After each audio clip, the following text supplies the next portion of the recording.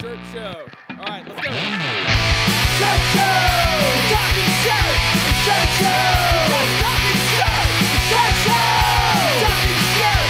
Shirt Show! Shirt man! All right! Episode 196 of Shirt Show. We're talking with CJ and Dan from Legacy Screen Printing in Indiana. Let's go! Hey there, hot stuff. There you are. Let's see what has been going on with Andy. I would say I did some PT yesterday, and that is physical therapy. It's been so it's like 4 months now, and I'm feeling pretty good. But with the physical therapy thing, you sort of sometimes take a step backwards before you can go a couple forward, and so that's sort of where I'm at. That's what's going on. And actually, Frank's going through that too. I talked to him today. Yeah. And he's doing like, I want to say he's working half days, more than half days. Like he's probably putting in. Did he, by the way, did he call you last week? He called me and then he left me a message and I haven't called him back yet because I'm an asshole. Are you fucking kidding me? No. It's on my to-do list. I'm sorry. I forget things. I love Frank. It's just I'm an awful human. Well, he was calling because I had just talked to him and then I told him that you were having a tough day and he had it in his heart to call you. Damn it. That makes way more sense now. Yeah. He sounded so like friend, like sincere on the phone. Like, hey man, call me. And I was like, you should call him, just cheer him up. And he was doing that. I'm the worst at getting back to people. Well, I think you need to fix that. Let's work on that. Hey. No, I'm not at all. No, I can't. Yes, you can, you liar. I can't. Yeah, you can. Can't hear you. So, hey, you know what? We have a bunch of orders here at the same time that require bagging, folding bagging, tagging, like with the size. I know that feeling. Sticker on the outside. Some of them are actually hang tags. They're different orders, different clients, and they're all here at the same time. We don't have a auto folder, so we're manually doing all of this. And there's like 4 people on this, like probably like the whole week, like the rest of the week. We've been doing that for like 6 months. Maybe next week. Like there's a team of people folding, bagging. We built our own out of cardboard, new like so it's sort of like easy fold ones or whatever they're called. Yeah, so we have these 9x12 like bags you fold the flap over and it sticks. Same. But so Kyle built like this pizza.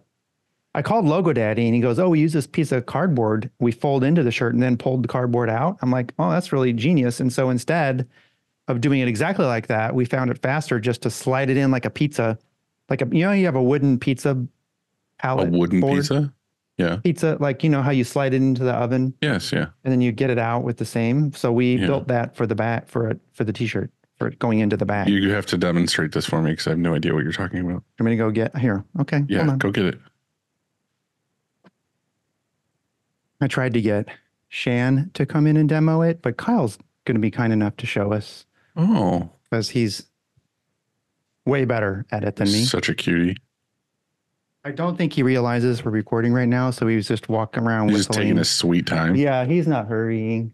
He's just in manager at Shirt Kong mode where he just fucks around all day. You tried to insult Kyle, didn't you? No, I'm gonna let. I'm just trying to insult you ready? Insult your shop in general. What's his face? Look it up. Pissed off. Hey, beautiful. Hey. You want to just show how I was talking about how we have that pizza board. That's what the main thing. Show us how you do insertion. Notice the this anti-friction tape we applied here. No paper cuts. Yeah, patent pending, and it just slides right in. It's like coconut oil. Folded t-shirt. So are you putting that on the folder? After it's folded. After it's folded. And you're doing this all just like you're doing it right now? Because this is easier to do when I'm not trying to do it. It's easier to do when I'm like on a table. And then you jam it in the bag. You got to show it. It has to happen right now. Oh, you put it on cardboard and you just jam it in a bag. Cool demonstration. Fuck off.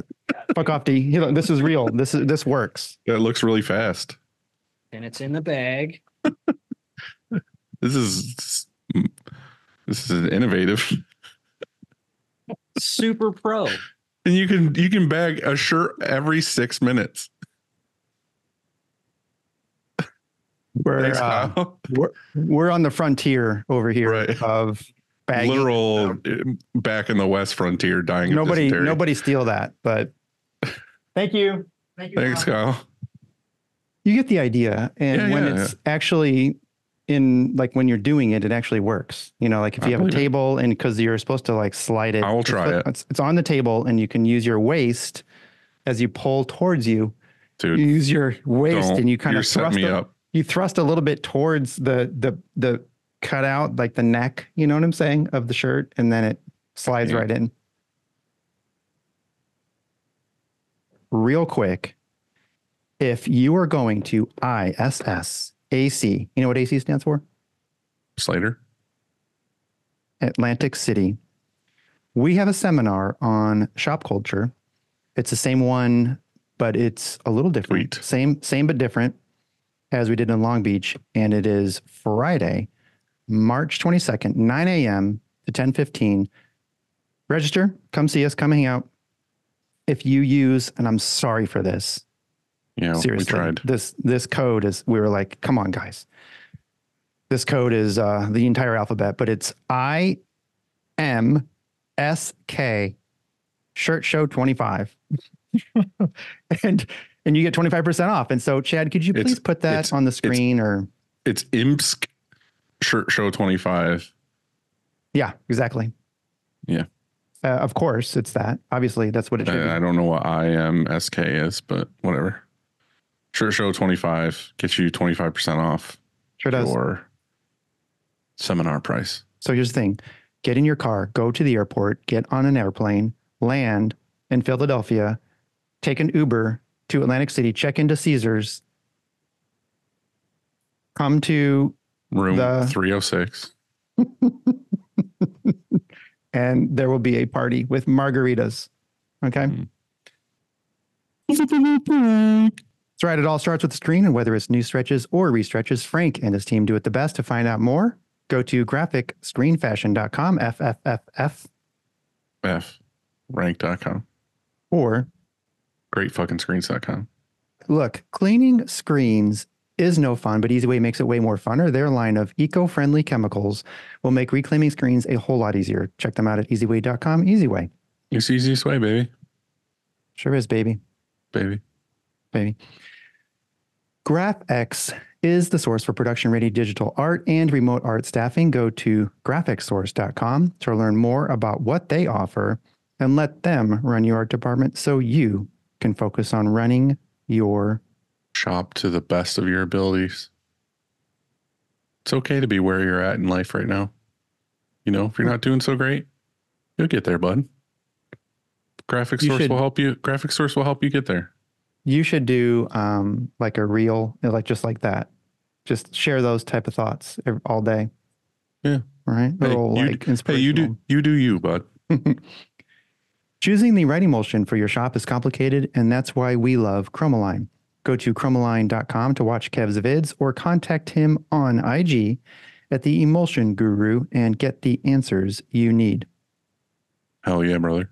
So Howard Custom Transfers. Here's the thing. If you're not using DTF or screen print transfers in your shop, then you're doing it completely wrong.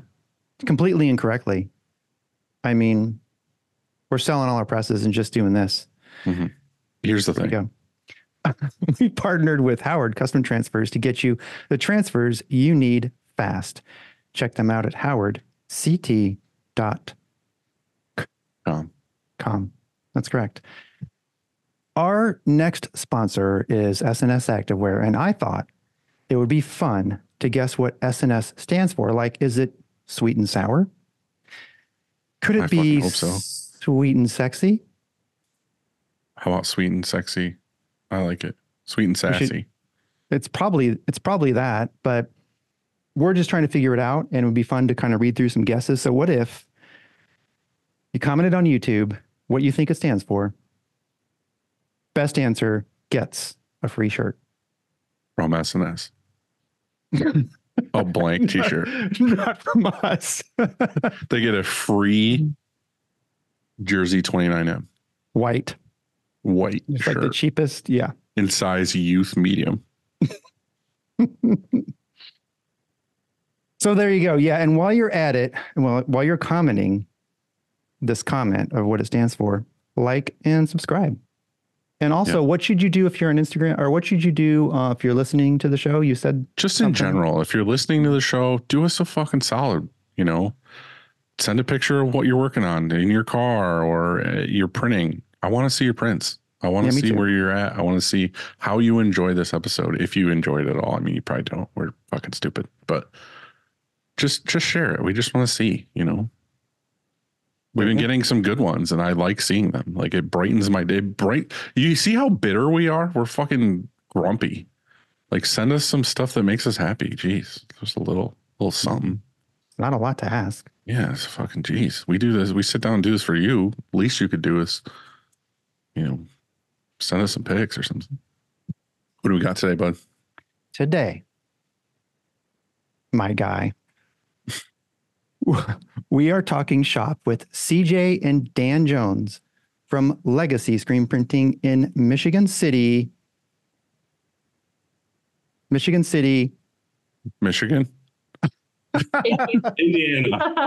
Indiana Close. Doesn't count. Yeah. Close. We're like 5 minutes from the border. Yeah, we're right next to Michigan. See, then why not? Why do they come up with shitty names? Why would you say Michigan City and Because Michigan Lake or Lake Michigan. Michigan Lake, Michigan Lake. Come on. Yeah. Yeah. Well, the true question is, would you rather be in Michigan? I don't know. Yeah. That's what's cooler? tricky. Well, Michigan is probably cooler, but for reasons that we probably don't care as much about. Like one of the things that comes up all the time. So we're like 5 minutes away from the border. So when you drive into Michigan right now, you drive past about 100 dispensaries. Yeah, they're currently building like 10 dispensaries on the road into Michigan. And then so you're just getting that second hand that floats over the border. Yeah. There'll literally be like 18 of them, I think, by the end of the year. Mm-hmm. Glasses half full here. That's a lot of future t-shirt orders. Yes. That's what we're hoping for. We've been trying to talk to those people. So yeah, we'll see how that goes. Dude, do you guys, I don't know if we can legally talk about this or not, but do you guys enjoy the dispensaries? We don't personally. So that's why I say it's one of those things. It's like a lot of people, I think most people would say that Michigan is a cooler state, for that being one of the reasons, but it doesn't really impact us directly. No. But you're gonna like Dan's touring like a Yeah, we're going to a dispensary on Friday that we've been talking to about printing their shirts, which is we don't we mostly do contract work, but these people kind of sought us out and found them, and I was talking to the person that handles the merch over there, and I basically told them, because they were saying all kinds of stuff, and I was like, hey, I'll be honest with you, I have no idea what you're talking about. Right. But sounds cool. So that's when they're like, oh, well, just bring your managers, you can come tour the facility. So that's happening this Friday. I was gonna say, because like I don't normally like on just the day to day, but I've been taking like a pen for sleep, and this has nothing to do with anything. I just want to talk about it. But since the last time me and Andy we were in Chicago, I think maybe you were there, maybe not. I got 2 pens, and they're specifically for sleep. It's called Counting Sheep. And I just ran out of the first one the other day, and I cracked open a new one, and that same, I don't know if it's coincidence or if it's 100% related, but I used it, and then I had like the craziest like panic attack afterwards. Oh no. And yeah, I was like I was thinking weird thoughts. I couldn't sleep. I was like losing my mind. So There was a different. it was strain. probably from Michigan. Yeah. So it's the crazy stuff from over there. Yeah, I think we're basically surrounded by states where it's legal. We're like the only one. So I can only imagine the amount of like lost revenue that happens in Indiana because of that. But hey, that's, is what it is. Mhm. I think for now, I think eventually all states will go recreational. I mean, so St. Louis is sort of like, I guess where you are, because we crossed the river and then it's Illinois, right? And so Illinois went recreational before Missouri did. There was maybe 2 years in there or something like that. And so what people would do is just go over the bridge and you're in Illinois, and so if you gave them your Missouri license, you could only get half as much, which is still kind of a lot though. Right. And so I don't know why that was the rule. Doesn't but you make just any go over sense. You just get half. I know. It's weird. Well, it's already so strange because it's like if you do that, and then you come back and it's illegal. Right. So it's just so strange that it's literally 5 minutes away from us to cross the border. So yeah, it's just such a bizarre thing that it's not legal everywhere. It'll get there. Yeah, I'm sure it will. Mm-hmm. On the topic of being high, how you guys have kind of a cool story. Like you worked at a print shop or something, and then you dragged him into it. I'm not quite, but go ahead. Yeah, probably the other way around. Yeah. Yeah, no, I worked for another shop for 4 years. And it was just a bad time there, but I liked the industry. I liked my customers and I liked just everything about screen printing and embroidery. What were you doing there? So I started off in customer service and then eventually got into a sales department. And I was the only one doing sales. And then I was still sort of like managing the other customer service employees there. So when I left, it was Dan was always wanted to be like an entrepreneur. He's always had that sort of mindset. So we had been kind of talking about doing our own business. And when I left, a bunch of my customers found me and they asked where I was going because they wanted to follow. And at the time we didn't have any kids or a house to pay for. So we were naive. And we started our shop, but it took about 6 months to get the whole thing up and running. So everybody who had talked about following us, basically at that point, when we started, they had all either stayed there or found other printers, Can I ask you a question about this? Because it is like a weird gray area. And I've dealt with this myself because when I first started, I had a company, sold it, moved to Georgia to work for this other company. And then when I left, same kind of thing. Like the whole argument was when I left that company from them to me was, oh, you're going to steal our customers and blah, blah, blah. I had no interest in stealing customers. Like I had gotten them some massive clients. Like I could easily have hit them up and been like, hey, I love working with you. It's me. Like I would love to keep working with you, but I didn't. What I did do though, is there were a couple customers that I did have, and this is the gray area where it's like the only reason why they went there is because they were friends of mine, like close friends, not like customers, just like friends.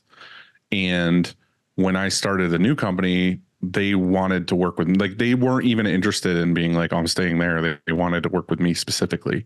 So how did that go from that company to this? Were you just like, fuck it, they're close to me and I want to kind of go with this? Or was it like, did they fight you on it? Did you sign a non-compete? Like, how did that work?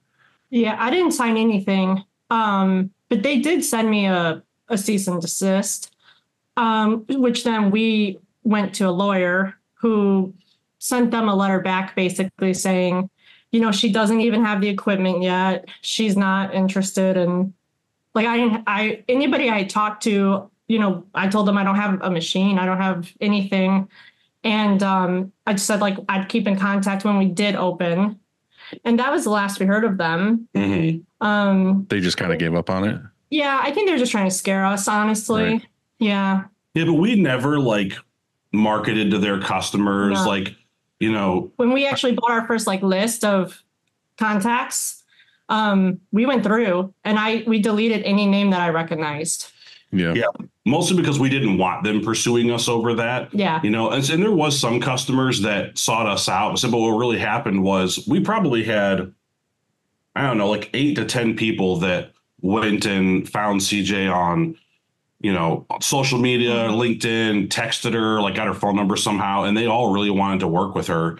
And then, as you said, it took us 6 months to get started. And by the time we got there, they just all fell off. I shouldn't say all of them. Most of them didn't work with us for a long time after that. Because I think the idea of working with a brand new company is probably scary anyways. Yeah. I think the rule of thumb of this, and I think Andy, we're on the same page with this, is just like, I know so many people in the industry. Like I know a million print shops and all this other stuff, and even like local people.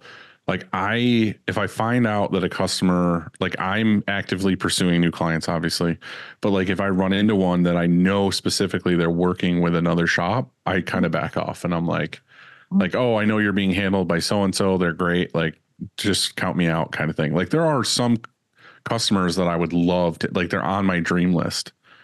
And I just don't pursue them because I know the shop that actually prints their stuff currently. But my rule of thumb is if that client reaches out to me, it's fair game. Because the only reason why they would reach out to me is because they're unhappy with services from the current place. So that's my argument is like, dude, if they're coming to me and they're looking for something, then you must have dropped the ball somewhere. Yeah, I get tons of Dylan's customers always contacting me. It's weird. Well, what he doesn't realize is it's the shit customers that call us and we're like, oh, we're too, like, we know we don't want to deal with them. And I'm like, yeah, we're too busy. You know, usually we send our overflow over to ShirtCon. I was just having a conversation with someone who owns a shop too. And they were asking like, what is the moral thing to do when you know one of your friends or an acquaintance in the industry is losing accounts? Like, do you go for them? And I mean, we just went back and forth because I told her, I was like, well, you have to be able to sleep at night. But if you also know those accounts they're going to find somebody, you know? Yeah. Yeah, no, I definitely agree. If they come to you first, then it's fair game because they're going somewhere. Yeah. So it might as well be you. I won't name any names because I don't want to do that or whatever. But in this topic of discussion, we can talk about it. I don't know how it is now. I'm sure there has to be some AI tool or something. But back in the day when it was MySpace and I had a company on there and whatever, I knew other companies that would basically go to lookalike, like if it was another screen shop or it was another button company or whatever it was, and they would go to their, you know, people they followed or whatever, and they would just turn on one of the bots and it would like send a message and like follow every single one of your competitors' clients. And like, to me, that's shady as fuck. Like that's, you're not even like, you're not even out there just prowling and like randomly coming across customers. You're specifically like going after your competitors' clients. Exactly. You know, here's for me, like I'm really loyal to my suppliers, distributors, whatever. I'm loyal to them because I'm sure you do too. Everyone does. You always get phone calls or emails or whatever it is, like, hey, Andy, or, you know, I'll be in the area and I want to show you my product or whatever. And I don't want to waste their time because there's no possible way I'm switching. Like if you're going to come show me a screen or something like that, don't even get in your car to come my way. But, and I think that a lot of our customers are the same way with us. And so, but when it flips and somebody is, you know, like if I were to go and try and steal somebody away from a competitor, if they're going to leave, what are they leaving for? How do I win? Is it overpriced? Because I don't want that, you know, like, okay, well, great. You're just going to leave me like in 6 months when somebody underbids me or whatever it is. And so like, I just think it's a bad, even just not, I don't know if policy is the right word, but just strategy to go take other people's customers, because if they leave that company, they're not loyal for whatever reason. And you don't want that anyway. So I don't even bother. Never have. So no, we totally agree. And we are starting to run into that, or just like thinking about it a little bit more, those sort of things, because we've primarily done contract work, you know, for a long time. And because of that, you know, we're kind of like buddies with some of these other local shops because they've send us stuff. Not all of them, obviously, but some of them like will outsource to us when they're too busy or they have a project they don't want to tackle or whatever. So then we do have a weird thing come up where, you know, people find us and we know that they work with these shops that we know that are local to us too. So no, it can definitely be a tricky thing. Luckily, we haven't ran into that too much. It's mostly been the shops that we don't work with. That those are the people that are kind of their customers are looking around, but it does happen every so often. I just feel like the hard part in this is we all strive at a certain point in our career as a printer, we all strive to go after our dream clients. Like in the beginning, you're kind of like, I'll take whatever comes, and it's the mom and pops and the whatever.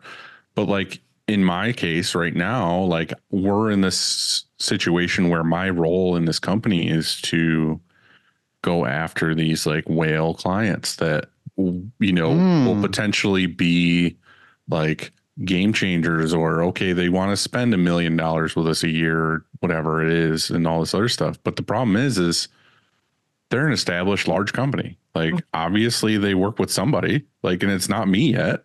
So what do you do? Like, I don't necessarily know who this company is working with. It might be some random large company I've never talked to, whatever.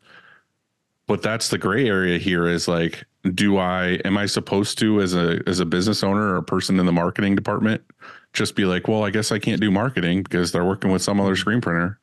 Like my goal is to go to this company and be like, hey, like here's a very targeted, we talked about this on like an episode or two ago, where it's like, here's a targeted gift box. And like, I would love to fly out or drive or whatever to your location and sit down and talk to you about your needs and your wants and how can we help and all this other stuff. And it's like, technically you're stepping on somebody's toes. Like someone else has that business now, but you could do great work for them. You can help them in some way. That you're not trying to undercut them. Like I don't ever want to undercut I don't want to walk into a place like that and be like, oh, you're going to ABC screen printing, I'll do it for 10 cents cheaper. I would rather walk in and be like, show me your current merch and like look at it. And a lot of times you walk into a place like this or whatever, and it's just basic merch. Like it's like, okay, they got a one color logo here. They got a one hat. They got something else. And it's like, all right, well, our thing was, we have really skilled designers that could make you like elaborate, cool marketing, branding stuff. And then it's like, all right, well, currently you're getting all plastisol. Like we could do this in a water base, a discharge, or we could, do this different style hat or whatever else. And they look at that and they're like, it's the shiny new objects or the way to elevate their offerings and brand and stuff. And then they, sometimes they work with us, sometimes they don't. But then it's kind of like, again, like I'm not trying to steal from some other shop, but I also really want that client for myself. Yeah. Well, here's the thing. You mentioned the concept of, you said the whale of a customer. So what do you guys, what are your opinions on this? Would you rather have a whale or like a home run or a bunch of singles and doubles? Because I'll just give you a little example. We lost what you maybe would call like this whale of a customer last fall. And I thought, well, like, how are we going to replace that? And one of my ideas was a contractor, because they just have, reach and they can kind of instantly start giving you a bunch of orders. But instead, what turns out is I would say we replaced them with a bunch of doubles probably, or maybe even one of them might be a triple, because, it's instead of all your eggs in a basket situation, you have all these other smaller, I don't know, I wouldn't say small, like small orders, but just smaller accounts. And which would you rather have? Would you rather have a few whales or just a bunch of doubles? Well, 2 years ago. Yeah. So I would have said whales. Yeah, I can tell you, so, and everyone kind of went through this, I think, to a certain extent, where it's like, if you survived COVID, like stuff was like kind of crazy for a while, right? And we had a weird, the timing of this was kind of strange. We went from a very small shop. We had a 1,500 square foot building that we had an auto, a gas dryer, 7 heads of embroidery, an eye image, and all this stuff. And then we moved into this, much larger space that had like room to grow into. So that all happened in early 2021. And we just started saying yes to everybody. Mm-hmm. People were reaching out to us and like, oh yeah, for sure. Yep. And we're doing some sales and marketing, but a lot of it was finding us because there was just a lot of demand at the time. Yeah. A lot of shops went under too. So a lot of stuff got spread out. We feel the same way. A lot of work kind of got consolidated. It was more spread out. A lot of shops local to us didn't make it through that time. We were very fortunate. But part of that happening is we had one account that we had worked with from the very beginning that had grown a ton. And I think, you would call them a whale. They were a lot of our business, but we also had two other fairly large contract accounts that were mostly selling through online avenues, so they were totally different. And we didn't mind so much because even though there's three really big accounts that were sending us a lot of work, they serviced different markets. But the truth is, at the end of 2022, the number 2 and number 3 accounts, they basically went to zero of like a 30-day window. And they were selling online to, just normal consumers. And then our other big account, they dropped off by about 95% over a 90-day window that we kind of saw coming and reached out to them and was basically, it's a whole long story that, maybe we could or couldn't get into or whatever. But they also, really went down to nothing overnight. So we went from a position where we were doing really well, and then basically half of our business evaporated. A quarter of it in 30 days and the other quarter of it, 60 days after that. So not to mention that all happened in the winter time. So we're going into January and February. 2 of our 3 biggest accounts are gone, and our biggest account is like falling off. So with that said, we would not like turn away a really big account like that, but I think we would be like really cautious about it. But we replaced those accounts with kind of more like medium-sized accounts. Once all of that fell off, and we kind of went back and looked at like the 80-20 rule and who was left in our top 20%. And we really tried to find more accounts that fit that profile. And that's worked out really well for us. But it's also hard if someone shows up and they want to spend a lot of money with you. You don't want to turn that away either. I just think you have to be careful about it. I think it needs to be like a good mix. The thing is I have staff here that are constantly servicing normal size orders or medium size orders, whatever. But my focus is just literally my own role is I want to go after these clients that I've always wanted to go for. Like my whole career, I haven't really necessarily had time to focus my time and energy on trying to get these like really good customers that I just really want to work for them. You know what I mean? So I'm getting them, I'm bringing them in, and it's just adding to what we do. Yeah. Some of them, it takes up a lot of press time. It does whatever, but it's also like, hey, this is $1 million customer a year or something. And it's sweet that we have it now. But the truth of it is if they do leave, we still have a ton of other stuff. It's just cool to have now. Like if I have to, add a couple employees or something to keep that job going, it's just what I would rather do. And I don't know if this sounds shitty or not, is I would rather get all of our dream clients as much as possible and then start weeding out more and more shitty clients. I'd rather say no to more like dumb orders. And I know it's no one wants to say they're dumb orders or whatever, but they're definitely, we all know there's shitty orders. There's customers that suck. There's people whose fucking artwork always sucks. We do it, we service it, whatever. But wouldn't you rather be like, we have so many awesome clients. Like I could just tell this guy to go to ShirtCon. Like I don't want to deal with this. Send them over here. Yeah. We definitely have a list of when we can launching some of our customers, but it's mostly with how they treat our customer service. Oh, for sure.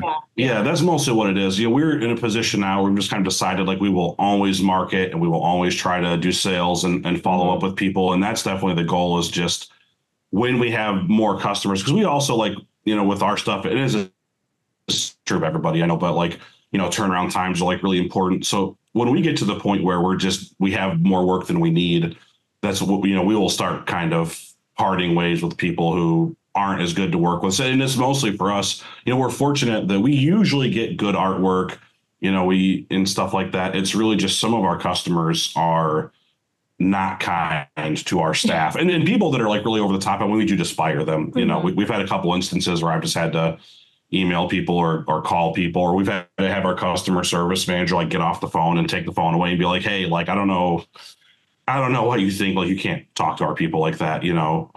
So we still do that, you know, no matter what. But I think that's kind of where we're at. We just want to work with people that we like to work with. Some of them are a little bit more stressful. Yeah, for sure. Yeah. But I think it's different for us though. And since we are starting to dabble a little bit in customs and not just contract stuff, I start to feel the same way you're feeling, where I'm like, man, it would be really cool to work with like this business or this account. Like, I think that'd be really neat. You know, especially now that we're like talking with some of the like local dispensaries and breweries and stuff. I mean, I think that would be like really cool art to print, where a lot of the stuff that we print isn't. We do get some cool jobs, but a lot of it is, you know, corporate stuff and whatever, which is great. Don't get me wrong, but I want to ask you guys, this is for everybody. I want to ask you a thing that I've kind of recently dealt with, and I haven't really super thought into it too much. And me and Chris were talking about it this morning. What do you do when you get a customer who, you know, you did the whole job, whatever, and they get it and they're like, oh, we're missing all the extra larges? So what we do right now is and I think I've heard, maybe you, Dylan, talk about something similar, but we put carton labels on every box. Yeah. And this is the annoying part. And we take pictures of every box. So there's like the shipping label and then a carton label next to it. And we just we use Printavo. And we were starting to use it Monday a little bit too. But we upload those pictures to Printavo. So anytime somebody is like, you know, that, if, for example, I don't have any extra larges, we'll normally go back and be like, hey, actually, like, they're in box 3. Here's the tracking number with the carton label. If you guys check there, you should see that you'll find those. And we've had like maybe 1 or 2 times where people have like really dug their heels in after that and like, no, these shirts aren't here. But I think that they've always went back and be like, oh, never mind, they found them. Typically, we've had that happen a lot less since we started doing the carton label thing. Yeah. Well, I have a story that the funny thing is I called Andy after this happened too. And I was like, I just have a victory I have to like fucking tell you about. And it was, I won't say the customer, but they ordered like, I don't know, like 3,100 shirts, and we printed them all. We did them fairly quickly. You know, they were all folded, tag, bag, the whole thing, sent it out. And then they sent us an email a couple days ago and we're like, hey, we want to get this invoice paid. It's one of our clients that pays once it gets to the 3PL. And they were like, oh, we want to get this invoice paid, but the 3PL place is saying that these are the quantities they received. And like the numbers were all jacked up. Like every size was like way off number wise. So they ended up saying they only received like 1,900 shirts out of 3,000. And I was like, there's no fucking way. Like, there's no way we are like 1,000 shirts off. Like, this cannot happen. So I didn't respond to the email. First thing I did was I got with Chris from shipping and receiving, and we went through the whole thing. And so I went to SNS, got like the receipt of, this is the order. I ordered the exact number, whatever. If anything, we ordered extra because we always order a couple extra for like test prints and whatever. And I could prove that we got them. And underneath on SNS is like your items. And then underneath that on the left is the weight of that shipment. Mm-hmm. So right there, it was like, I don't know, it was like 1,425 pounds or something. And so I took that. I like blacked out the pricing, whatever. I had that saved. And then I went to UPS and same thing, like went to that shipment, which was 34 boxes. And that was the other thing too, is the SNS one said it was 44 boxes, but coming from SNS, they're cases. So it's 72 per box. Yeah. So when we count things in rebox, we do 100 per box. So we got it down to 34 boxes. So I had that math like all typed up to them too. I was like, this is the coming from SNS. This is the weight. This is how many boxes it was. We cut it down to 34 boxes. And then I had all of the tracking numbers and all the box weights that I had in a PDF to send them. The total UPS weight was like 1,455 or whatever. And then I had all that information and I was like, there's no way that, and all of these 34 boxes said they were delivered, and this is who signed for them, whatever. I was just kind of like, there is no way you don't have everything. Like the weight in general is 3,100 shirts. Like There's no disputing this. You have these boxes. So my thinking in that was like, fuck yes. I proved to them we did it. They have it. There's no way they can argue this. But I wanted to know from the listeners, if you're listening to this and you have some like special system. I do like what you said though, like taking pictures of the boxes with all the information on them and keeping them for every order. If anybody has any like foolproof method to this, where it's like, I don't have to go to SNS and UPS and get all these math and weights and numbers. If you have a quick and easy way to be like, this is how I can prove that everything went out, I would love to know that. Yeah, Andy, you're running around like you have something you want to say. You guys can go first. You guys go first. And he did. He said they said they took pictures of the boxes. Yeah. Oh yeah. And I like that a lot, because then you have like photo evidence. Really. Yeah. It's sort of like when Amazon drops off their thing and they take a picture of it. Yeah. You know, and it's proof. And so when you call up and say, hey, I never got my package, whatever, they can you see your photo. Floor mat that says, yeah, I love kittens. Yeah. We did this a long time ago. We created a response in Missive. It's like a signature. It's an email signature. And so you just load it in and it's a template, right? And I would say the first thing that we do is when we get an email like that, first off, we never respond within probably 2 hours, because half the time they find it. And so they're like, oh, hey, never mind. Sorry, our bad. And so you avoid the whole email back or anything like that. So you wait a little bit. And if you haven't heard from them, then we have a signature, and it's just, it talks about this I call it a triple check system.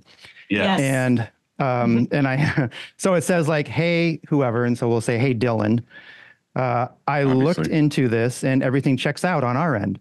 So we ordered so there's this triple check system, and we have here, I'll show you this thing. There's 3 things we say in the email. I say, we ordered the shirts, which were polled and weighed to equal total quantity ordered, which is really great, because then all of a sudden they're thinking, oh, they actually know how much the weight of all the boxes were that showed up. And so like you kind of have them. Then they were received and checked in by our shipping and receiving manager. And then number 3, they were printed, then folded and boxed to match your order. And the last, there's a sentence at the end, a couple sentences, and it says, this triple check system allows us to achieve incredible accuracy. We don't know what could have happened with the missing shirts for your order. Man, I'm having trouble reading this. Can you please double check what you have? I apologize for any inconvenience. So we asked them to just double check, right? And so it's just like, look, go through the boxes and make sure that, you know, you didn't like miscount and it's all there, because that saves us like incredible time, right? You have to set up, because we're going to replace it no matter what. If they come back to us and they're like, look, I double checked, I triple checked. In fact, just like you're just not here. And so even if we're sure, even if we go to SNS and we on the PO and, you know, we ordered all the shirts, even if we checked them in, even if we boxed them all up and sent it to them, if they're missing, well, then we don't want you to have a bad experience here. We're just going to fix it. We'll order the shirts and set it up and print them for you. Even if it's one shirt, doesn't matter. We're going to, now on 1200, you're like, oh my gosh, whatever that happened to you, Dylan, that would be a my reasoning with disaster. That again, like you said, if it was like 20 shirts, I would have been like, whatever, just fucking redo it. And we do that for the same customer. Like the thing I hate is it isn't going to the customer. It's going to a 3PL. And all this customer gets to hear is from the 3PL to them of like, hey, we never got these shirts. And this has happened like 5 times where like they email us and they're like, hey, we didn't get a box of this. And I'm like, I fucking know we sent it. Like, I know you have it. And the best part is we, like you, we're like, all right, well, it was 25 larges or something. And it's like, all right, well, we put it back on press, print the 25 larges. And then in a week we get an email from them like, oh, never mind. They found it. And I'm just like, but either way, in the end, they're happy. So so what do you think? So pretend that hypothetically they don't find them and they're like, sorry, Dylan, we still can't find them. What do you do? What are you going to do? We would fix it. Even though it's 1200. But I would love more proof. Like I would love, and that's why I'm saying, I'm asking the show and the listeners, like, what are your like almost foolproof methods of proving that you have it? Because that's the thing, a lot of it, like even your 3-check system is basically what I just did, but like what other proof do you have? Like you don't have anything other than just like, yeah, we checked. Like it's our word against the customer's word. And right, but that's what I'm saying. I want to know if there's like the photo thing's great because it's like, hey, here's a printed shirt, here's the box. This is it with a label. This is it going out the door. At the same time, but even at the same time, it's like you're not showing every shirt. You're not showing exactly how many extra larges are in the box. That's it true. It just says on the box, I have 25 extra larges. That's true. In here. You have the weight, maybe if you shipped it, you have the weight. At the same time, when you send this email or when you have a phone call with them or whatever it is, you know, it's a delicate, it's a sensitive situation because you don't want to insult them because they're like, what do you mean? What the fuck? I can count. They're not here. You know what I'm saying? So like they're all of a sudden get upset that you're questioning whether or not they're there or not. And then they find out Cheryl from accounting fucking got sticky fingers and went in and grabbed all the mediums. Well, I think it's different for us because, you know, we are contract, so we don't do a lot of ordering. So we keep all the packing slips, you know what I mean? So when we are laying out our shirts, we're taking those packing slips and we're stapling them straight to the work order as well. So that's also like another proof for us. And any time where I feel like we've had a big issue like that, this is where to us, it's really important on what type of clients we're working with, like partners. Because most of the time what happens if we're like, here's the proof, like we did it, they'll say, okay, let me just reorder the apparel. Can you print for no charge? And typically that's what we do, you know, because no one wants to, we all want to be happy. You're saying that customer of yours is more of a partner and they shipped it to somebody else. And this third party is saying, hey, we don't have them. And then you guys work together and say, okay, look, let's just fix this for that customer. Yes. They'll get the shirts, you'll do the printing, and it's kind of a compromise. Yeah. That's a great contract partner, that sort of contract partner. Yeah. Yeah. And those are the people that we try to keep. You know, we try to keep the relationship with them, you know, but oftentimes because of that dynamic, you know, what happens is our customer is hearing from their customer who's mad, you know, so they're like, hey, I'm missing these shirts. What happened? So then our customer is a little spun out. But normally when we send that proof back to them, they're like, oh man, they must have the shirts. And it almost always resolves itself. But yeah, generally speaking, if you know, in weird gray area stuff like that, if they'll buy the shirts, we'll just print them and deal with it. And it kind of is what it is. You know, this has really helped me just in my life because now that I've been on this end of it, you know, like somebody's saying that, oh, you know, like I'm the business and not the customer. When I'm out in the world and something goes wrong with something that I've ordered or done, I never come in blaming, you know, like, hey, you fucked my order up or whatever. I never have, like, that approach doesn't get you far. You know, like I always come in like really like friendly and say, hey, I don't know what happened. Something seems wrong here. Let's look into this together. You know, like I just need help. And that person is so much more willing to help you if you're not an asshole, you know? Yeah. And the thing that you just said is exactly what I tell my children. And I've had this discussion with them so many times where it's like my daughter could come up to me and she's like super whiny, has that, you know, whiny tone in her voice. Like, why aren't we doing this? Or why can't I have this? And it's like this whole temper tantrum fit thing. And I keep telling her, I'm like, I don't know how to get this through your brain, but like, if you were to come up to me with a totally different attitude, like you walked up to me and you were like, Dad, I would really love to go down to Target today and get Starbucks and like do this thing. It would really like, you know, like brighten my day. Fucking 99% of the time, I'm gonna be like, let's go. Like, let's go make this happen. But if you come up to me and you're like, I'm fucking bored and I want to go do this thing and take me now. And I'm like, no, like I instantly want to break something. Like I instantly want to be like, no, like if anything, I will drive in the other direction and I will take you to Walmart and like, you know, like it's got to be the same thing for other people with customers and all this other stuff. It's like, if you approach it like, hey, you know, man, like I know you guys worked hard on this and got it to me quick. I am missing 4 larges. Is there anything you could do to help me out? Instead of calling and be like, I'm fucking missing 4 larges and blah, blah, blah. It's like, cool. Well, then I instantly go to the cool. We have a 5% misprint allowance and that's within that realm. So see ya. Your SOL. Right. But if they come to me and they're like, hey, like, you know, it is what it is. I fully understand. It's just, you know, these are for 4 people and I kind of need them. I know it sucks, but is there any way possible we could get these 4 larges? I'd be like, you know what? I have some in stock. Put it on press. We'll get this thing out. It's done. But this is my life motto. People are dicks. And they instantly go into Karen mode. And then that's the kind of treatment you get back. So I usually, if they're in Karen mode or whatever, I'd be like, hey, is everything all right? You know, like, Oh, no. like, you know, I mean, like, I guess they need therapy or something. And so I try to be their therapist there. Try to disarm them a little bit. That usually works well. Good for you. Yeah. So anyway, back to your guys' dynamic, your story. We kind of talked a little bit, but real quick, what is going on with you guys? I guess you said you left there, you started up this company. How's things going now? Because it seems like you guys went in pretty intense. You got an auto and coders and automation of everything right off the bat.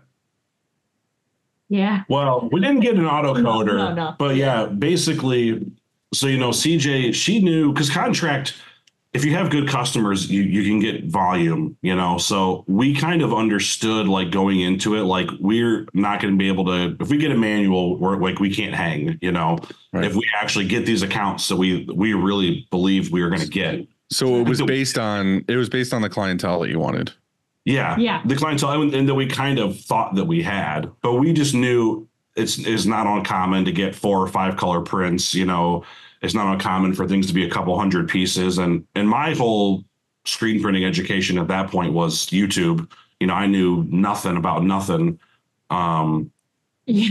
But we just knew that that's what her place had, was automatics. So we knew that we had to get at least that much, you know, to just to be able to keep up with the kind of customers that we wanted. So yeah, we went and got a loan for, you know, we got an 810 Sportsman. I think the Sprint 3000s had like just come out, but we got a gas dryer. We used up our wedding. We were getting married that year. Yeah, so we took all the wedding money we had saved. I love that. Yeah. I love that. Yeah. And we Because got married. It was just a humble. Yeah. those are the best kind. It was. Yeah. It was sweet. It was good. No, it was a good time. Yeah, but, you know, so we just spent basically all the money we had to, you know, as a down payment. And you still worked. And then I still worked. So which we would always recommend to anyone who's starting a business, still keep your day job. Yeah. We were fortunate. I worked in the car business for a long time. So, and I was a sales manager when we started this, but we did have a weird dynamic where it was like, I would work from like 8:30 to 8. And then, So I was there writing up the orders, checking everything and laying it in, burning the screens. I mean, everything. So CJ, you were all in, but you were you still had a job. So one of you was able to be all in with the shop. Yeah. And well, he would come and print.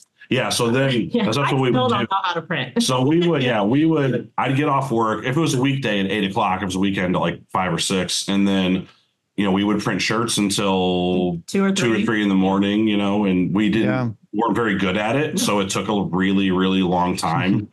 You know, we would have, a customer would send us a 5-color job that was butt registered, and we had to figure out how to not run it in 5 revolutions, you know, which we did that for some orders.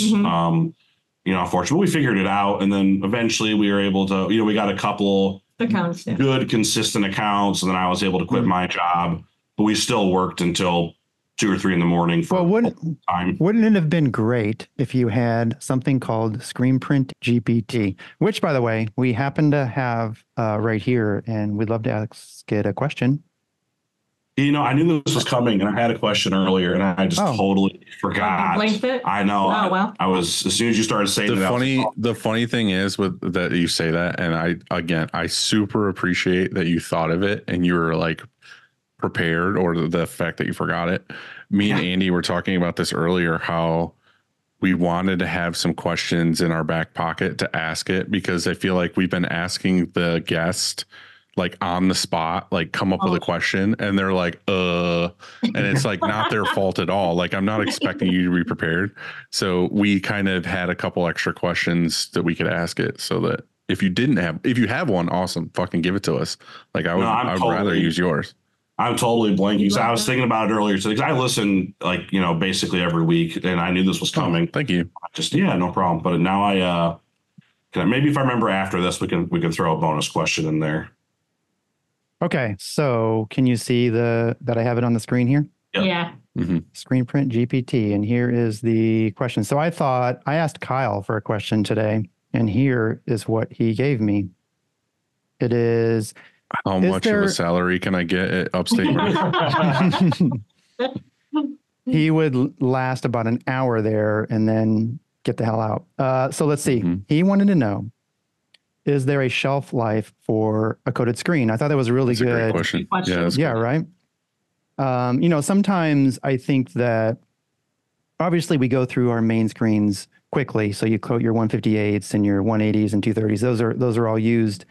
But what happens when you coat something that isn't used as much, for like a really low mesh 86 or something like that? Can I How long? say? Yeah. Can I say from experience what my experience is? Yep. I have never. I think I can safely say I've never had a screen that we've had in the darkroom that was coated that might be like weeks, a month or more old and burned it and had an issue. You haven't had an issue, even though I haven't had an issue. Like we have a ton of like 2024 frames that we use for live printing. Mhm. And like we don't have a scoop coater for the auto coater that fits it. So we just coat them by hand. So if we have like, I don't know, 15 of them coated and we only need 8, and then we don't have another live print for like a month and a half, I'm more than confident we can grab that screen and burn the one color image on it, and it's totally fine. I think what's interesting is that different emulsions have different shelf lives. I mean, so that's maybe Screen Print GPT will. I know there's all the science behind it and everything else. I'm just saying real life fucking DIY shop shit, like more often it's fine. All right, here we go. It's answering right now. Okay. All right. So the question was, is there a shelf life for a coated screen? The answer it's giving us is yes, there is a shelf life for a coated screen in screen printing. Once a screen has been coated with emulsion, it needs to be stored in a dark, dry place until it is exposed with your design. The shelf life of a coated screen can vary based on several factors, including the type of emulsion used, the conditions under which the screen is stored, and the specific formulation of the emulsion. For diazo emulsions, once mixed with the sensitizer, they are generally have a shelf life of about 4 to 6 weeks, which is fucking so long if stored properly. Photopolymer emulsions, on the other hand, can have a longer shelf life, often several months, due to their different chemical makeup. So this is proving what I said, basically. It's important to note that these are general guidelines and the actual shelf life can vary. If the emulsion starts to show signs of degradation, such as becoming less sensitive to light, not adhering well to the mesh, or not exposing correctly, it may be past its optimal use period. Always check the manufacturer's recommendations for specific information on shelf life and storage conditions for the best results. So my take on this is it basically said that they're good for a long time. But the funny thing is I've heard reps come in here and be like, oh, you shouldn't let this sit more than a week or whatever. And then my screen guy coats screens or doesn't coat screens because he's like, oh, I'm not going to be here for 4 days or something. And then we get fucked because we don't have enough screens or something because they're afraid they're going to go bad. But the truth of it is, I feel like you should strive as a screen print business owner to have a really good dark room or a really good like screen drying room or whatever, because some people split them up, so that your conditions are pretty much the same 24/7. Like you shouldn't have like even through the high seasons, fluctuations. Yeah, you shouldn't have high humidity sometimes and low humidity sometimes, and the temperature is 80 and then it's 50 and whatever. Like you should do whatever you can for that room to make sure it's the same temp and humidity all the time. We agree. Our dark room is not ideal. No. So you're totally right. I agree with you. And I've even kind of thought about trying to like, it's so hard to explain. We have like our normal like production space, which doesn't have super high ceilings, but everything outside of that is like a huge, like really tall warehouse space. And that's just where our darkroom had to be out of necessity. And we run into problems because of that. So we've talked about like, I don't know, maybe we should like enclose it and like build it in, but I don't know if we're going to have problems with. Go ahead. You should talk to Tyler at TC. He just bought like a greenhouse basically. Yeah. like a That's what I pre-built was- greenhouse, yes. and he Yeah. put it in there, and it's all, you know, it's its own Yeah. enclosed room. Like it's a whole thing. I've seen people just do, like, I've been to shops where it's like a fucking party tent, like not a 10 by 10, but like an actual like heavy duty Yes. white party Yeah. tent that they use that's fully got all the sides on it, zip up the door, everything, just so it's like an in warehouse room that you don't have to like build from concrete and do the whole thing. It's just an enclosed thing. So, You know, I've considered that. I know we really need to, because especially when it's like very humid, like our screens, they take forever to dry after we coat them. Like, I know it's a problem. I know this is basics, but that's the thing is, like, if you, especially with like automation stuff, is it's like you need to cut as many variables out as possible. Yeah. Like you need to be like, my humidity is 40 and my temperature is 75 or 80 or whatever it is that works for whatever machine you have.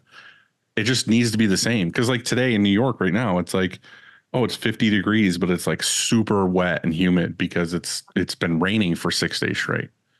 And it's like my screens are going to act different today than they would if it was 80 and, you know, it's been dry for 5 days straight. Like, Yeah, I think I have two things on this. The first is that whatever investment you make on your screen room, you're going to get it back, and probably pretty quick. in Your less ROI issues.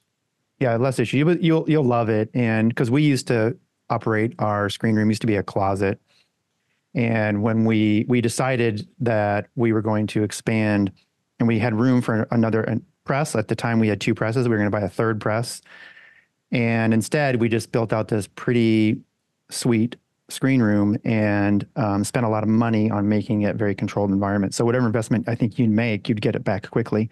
And the second thing I would add to this question that Screen Print GPT answered would be that, you know, if your screen fails, like one of them said that one type of emulsion, maybe it's Diaza one, was 6 weeks, and the other one was 2 to 3 months. It doesn't just happen all at once. So it's like it's perfect, and then at 6 weeks it sucks. I think that at week 1 and 2, it starts to degrade, and at week 3 it's not as good, and 4 and 5, and all of a sudden at 6 it's just no good. So my point is that if you were to grab a screen at week 5, maybe you can expose it and develop it and all is fine, but you're going to be missing some halftones or something. You know what I mean? Maybe like use that screen perfect. for like a black ink, you know, solid color print. It's not something you want to be like, oh, I have to do a sim process job. Let me grab these screens that are 8 weeks old. Do you guys have any idea how many screens you have like in inventory? Like how long it takes to, like how many? I'm just curious. I think that we just figured out we're around 300 and it was low 300s. We didn't count every single one. We got real close. So is that like 500-600 maybe? Are you ever stuck with needing a certain mesh or something where you're, you can't? So are you in the rotation? Does it all work? Does it flow well with that quantity that you have, the 350? Yeah. No, we're doing good, especially as long as we're getting them like remeshed every month, which we, always do generally. Every once in a while, we'll like goof that and forget to take care of it or something. But no, as long as we're keeping up with that, like we're generally okay with it, even when we're busy, because we're reclaiming stuff the very next day generally. Yeah. So we haven't had any issues with it. But that's why I was curious. I didn't know if we were light on that or, We have a lot more screens than we need, I think. We have the darkroom itself has a wall of coated screens. I think it's always around maybe 150-ish screens. And then above the laser, I built a shelf that's full of clean and ready to go screens. And that's probably maybe 100-ish screens. And then we have 3 racks outside the darkroom that are covered that are, have a bunch of screens. And then we just have a lot because we go through them kind of frequently. Like they start to get low tension or, it's dependent too. It's like, oh, fuck, this week has a ton of like 12 color sim process jobs and all of our 230s are tied into that. And it's like, all right, well, we have extras. Like, it's okay. Like, I don't want to just have enough screens where it's like, okay, we have this, but like 30 of those screens are low tension. And then these ones have a hole in it. And this one has this. It's like, I'd rather be like, nope, we have plenty of screens. The funny thing is it's a bottleneck. It used to be a bottleneck where I would go out into the shop and the excuse of the dark room or the art department or whatever was like, oh, we only have today's jobs burned because we don't have enough 230s or we don't have enough 140s or whatever it is, oh, we don't have Right. this. Right. Yeah. Well, my solution to that bottleneck was, well, fuck you. You can never give me that excuse again because I just ordered another 100 screens. Yeah. Like, and we've invested in our screen room. I mean, we've automated the whole process. So, I mean, it's silly for us not to have a. Oh, yeah, to have enough. No, so we've generally speaking, when it's busy, right now, I think I heard someone mention this recently. We are in one of those because it's, it's still a little bit of the slow season. So we're definitely like, oh, cool, these shirts came in today. Yeah, let's print that job. Yeah. So we don't even have the opportunity to get that far ahead. But no, in the summertime, we're always trying to be at least like a full 2 days on the schedule, like with screens burned and we ready have to three go. presses. Yeah, we have three presses. Mm-hmm. But we do the same thing. We have a rapid tag that we really just use for like sleeves that, we don't use it for, we don't use it for tagging. That we just use for small prints on stuff. And, it's kind of similar to what you said earlier, Dylan. We coat those screens and sometimes they sit there forever, before we end up using them. But in general, the artwork you're doing on those isn't like crazy detailed. It's not like you're worried about losing some halftones or something. No, it's like a white flag, or a black or whatever. It's normally easy stuff. So it hasn't been an issue. But do you guys... Can I get your guys' take on this thing real quick before we get to over-unders? The whole flag on the sleeve thing. How do you feel about the screen print transfer flags versus printing them? Have you ever tried them? Yeah, no, we've done that. There's certain customers that I think don't, because we do like a lot of direct to film that we're just ordering. Like we don't have a machine or anything, so we do a lot of direct to film that we're just ordering, but we kind of try to take it on a case by case basis. I think because right now what we're doing a lot is if someone sends, like we just had someone send us an order that was 40 shirts, but it had a 7 color left chest, so I emailed them and I was like, hey, look, first off, that's below our minimum order quantity for that color. Like we wouldn't even screen print that, but if I could, it would be insanely expensive. Like, you don't want to pay for that. And we, so we recommended DTF transfers and they were totally on board with that. So, I just think it depends on the job. If it was like a small quantity at this point, we would probably recommend DTF to them. And I think it would be totally fine. I mean, we do a lot of it and nobody's complained about it yet. So I'm just saying in general, we used to have like one of our biggest niche markets is like construction companies. And so many of them, it's like, they're 1 color or 2 color logo left chest, back, and they almost always want the full like red, white, and blue flag on the sleeve. So it got to the point too where like on press, it's like, oh, we got to set up the sleeve palettes. We got to do this like tight registration, tiny stars, like whatever flag print. And then we found out you can order from stalls like screen print transfer flags already done, like both sides too, both sleeves. And it's like, that was like one of the best things ever for those kinds of jobs. Cause to be like, oh, I need 100 shirts for my construction company. I was like, cool. Like, let's do the 1 color, and let's just heat press the flags on the sleeve.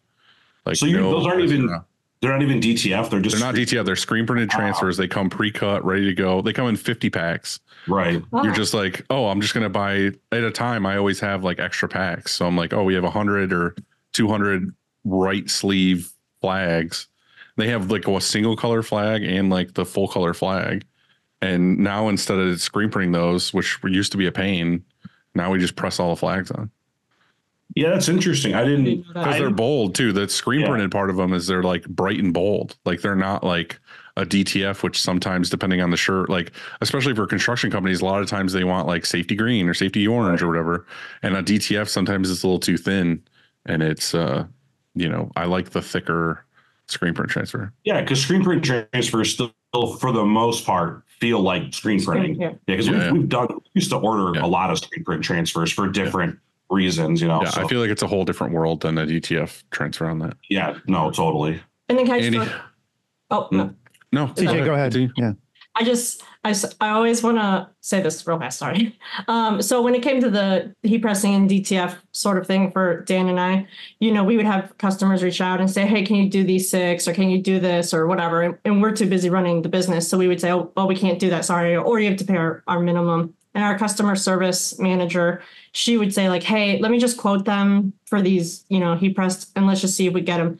And because of that, we have like our whole department now for DTF. You know, it's something that like we're definitely going to invest in more, you know, in the later years, and all because one of our employees like shot her shot. You know what I mean? Like listeners, you know, I know like sometimes it can be a little intimidating going to like your managers or the owners.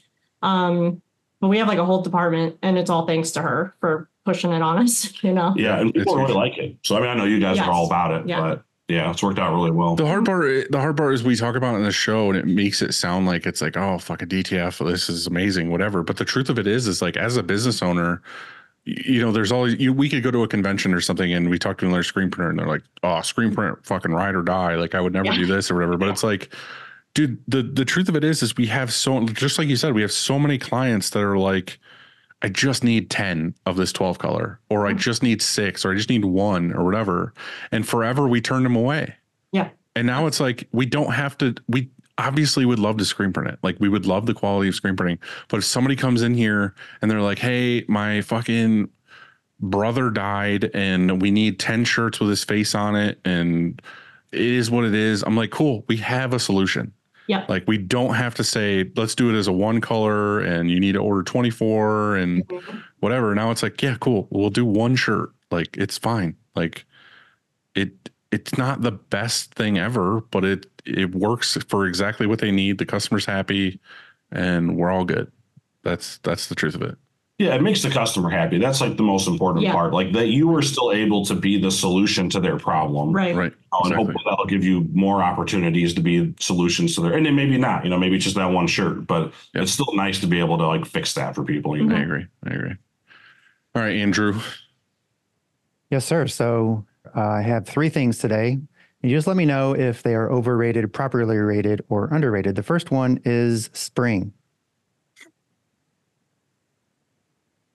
I love spring. Yeah, I'm gonna say underrated, because we started like going on hikes last year, and winter has been brutal for not being able to do that. So I'm real excited to get back into that. So say underrated. I don't know if it's the same where you guys are or not, but someone was talking to me about it the other day. It might have been Christina, because she always has amazing Florida weather. But I was like, they were like, oh, it's so nice there or whatever. I was like, yeah, don't be fooled. It's false spring. Yeah. Yes. Like, yeah, we had a week of 55, 65 degrees. And then the next day it was like 10 degrees with like a foot of snow. Yeah. Like, I've lived here long enough to know it's not spring. Like, the funny thing is, in my mind, I always think of the, whatever they call it, the song or whatever from elementary school, where it's like, April showers bring May flowers, like the whole thing. Like, I know that I'm not going to see normal nice weather till at least April or May. Like, don't think because it's March and we got a 60-degree day that fucking spring's here. Shit's not here until May. That's how it is here. That's how it is here. Yeah, well, we just had that last week. It was like 70 degrees and it snowed the very next day. Well, we get really bad lake effect weather. So same. Yeah. Oh, from Michigan Lake. Yeah. Yes, that one. Yeah. The Michigan Lake. I know that one. Yeah.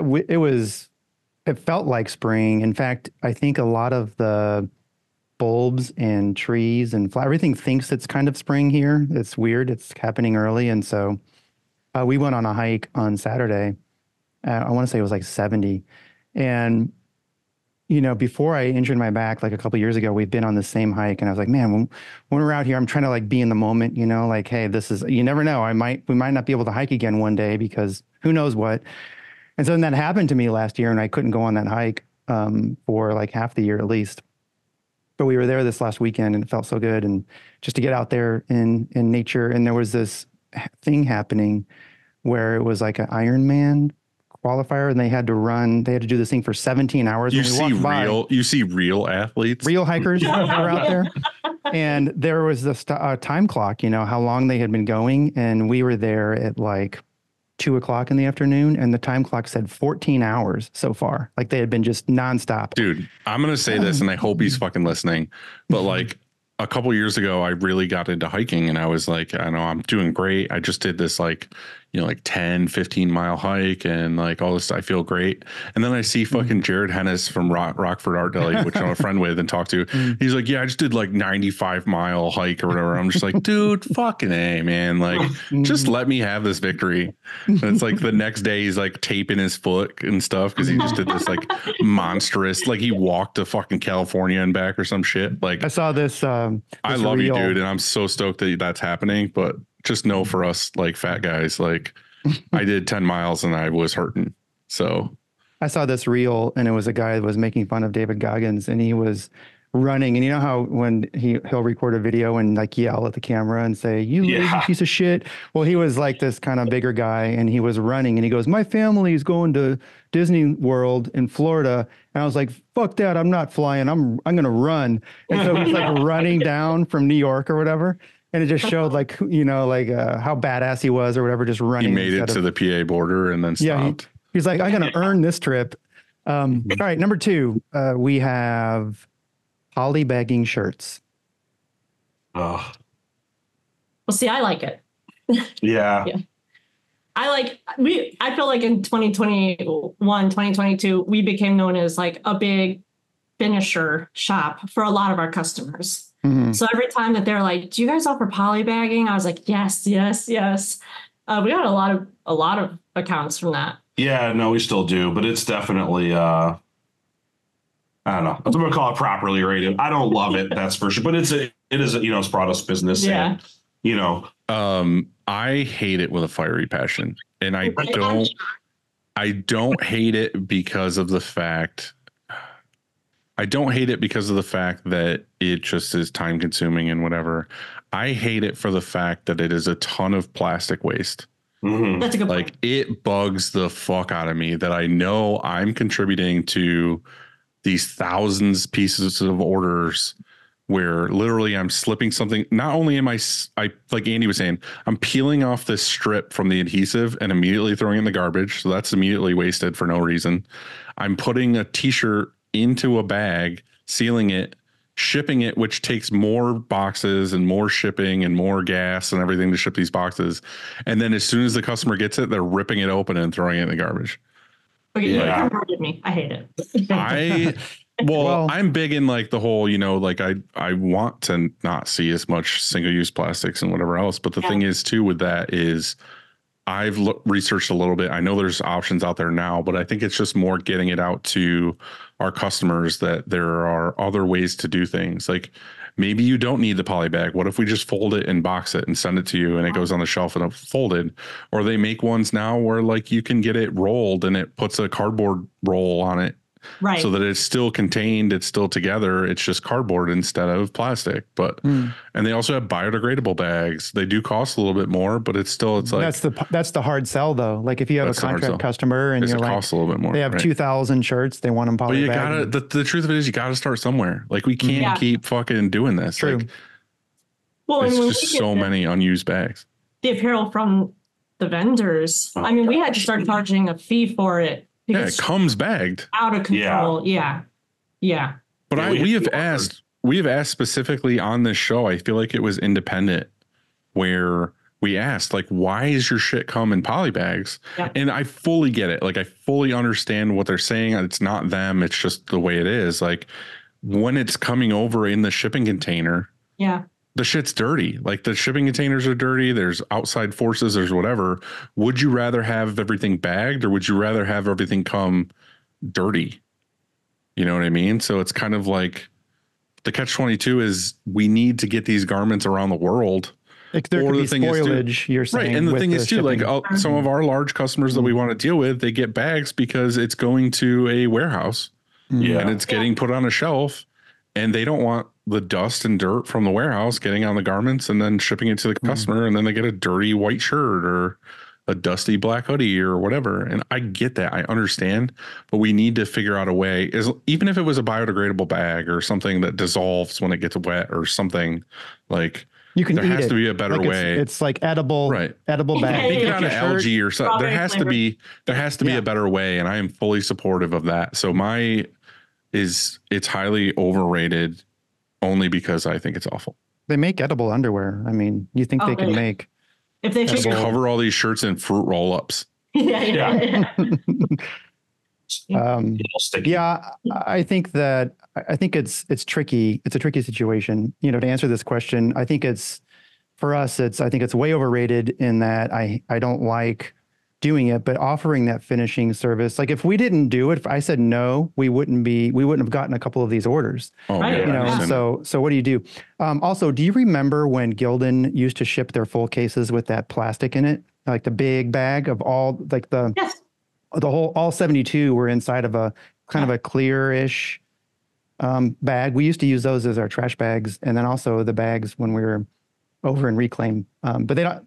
Most of our boxes show up without that anymore. But that's what I'm trying to say, and I'm not trying. I'm going to backtrack for a second. Like we still have clients that we have to do poly bags for. It is what it is. Like I'm trying to find a better way to do it, but also, if the earth didn't matter in this equation, I like all those things. I like the boxes, like Andy's saying, with the one big bag in it. I've even thought about doing that here, but then what stopped me was I didn't want to have more plastic. But I do love the idea of a customer getting a box, opening it, and everything is like nicely well contained. Fresh. Nothing got set on the porch from UPS and it rained and their shit's wet and whatever else. Like I love the thought of it, but I also hate that it's just immediately going to get ripped up and thrown in the garbage can. Dan has been having like an onboarding meeting with a new client, and one of their requirements was that we would put a big sheltering bag like in each box, no matter what. So yeah. We feel the same way. The waste part is not cool. We try to be really responsible for that stuff, like in our personal lives. But yeah, with this stuff, it's kind of like a necessary evil, I think. But yeah, I would love to come up with a better solution to that. Let's do it. We're going to work on it. I also, like you, so in my personal life, try and reduce my plastic waste. When I'm at the grocery store and I see somebody at checkout, and one thing that like a pet peeve of mine is when they take their milk, which isn't plastic, and they take their gallon of milk, and they put it in, it has a handle on it even, and they put it in a plastic bag. I'm like, what are you doing? There was a lady on, I think, TikTok or something that made a TikTok that talked about this. And I don't know if it's where you guys are. I've traveled to other states, and it blows me away to go to a grocery store and see them putting things in plastic bags. Because in New York, we don't have plastic anymore. It's outlawed. Like most stores you go to, you have to bring your own bags, which are usually like a tote bag, or Target is like a paper bag with like paper handles and stuff. But they're like, yeah, you guys, it's like the whole straw thing, like the paper straws, which I fucking hate paper straws. I'd rather just drink it out of the container than use paper straw. But it's like you go through the grocery store and it's like, oh, yeah, my milk's in the plastic. I go buy bell peppers, it's in plastic. I go to buy this thing out of the freezer section, it's in plastic. Like literally every item you're buying is in some form of a plastic bag or plastic container. But we can't have the one plastic bag to put all of those in to carry it home. Right. Which yeah, exactly. I get, like I'm appreciative that it's less plastic, but it's like, again, like there has to be a better way to contain these items to where we're not just using fucking plastic for everything that immediately goes in the garbage can. We're on a huge tangent here, but I saw this report, like this investigative report on California, because it's the same thing. There's no plastic bags, but the way they got around this law is that they made the plastic bag twice as thick.